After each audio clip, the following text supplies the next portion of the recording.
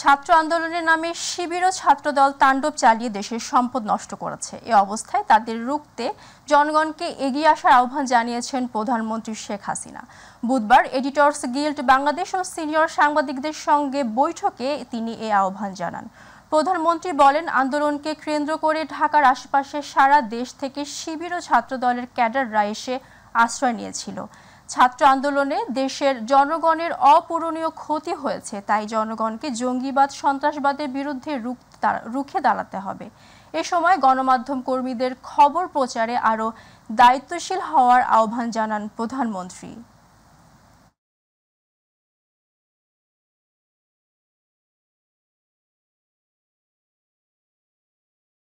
এই সন্ত্রাসের বিরুদ্ধে, জঙ্গিবাদের বিরুদ্ধে জনগণকে সোচ্চার হতে হবে, কারণ এরা তো কোনোদিনই কোনো দেশে তো ভালো কিছু করতে পারেনি।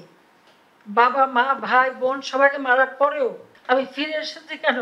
ওই গরিব দুঃখী মানুষের জন্য। হ্যাঁ, এখন ডিজিটাল বাংলাদেশ করেছি, তার সুফলে মানুষ পেয়েছে, কুফলে মানুষ পেল। আপনাদের কাছে যার যতটুকু তথ্য দিয়ে এটা আপনাদেরকে ব্যাপকভাবে প্রচার করতে হবে, জনমতের সৃষ্টি করতে হবে। এখানে মানুষকে দোষ দিই না, মিথ্যাচারের হাত থেকে রক্ষা করা।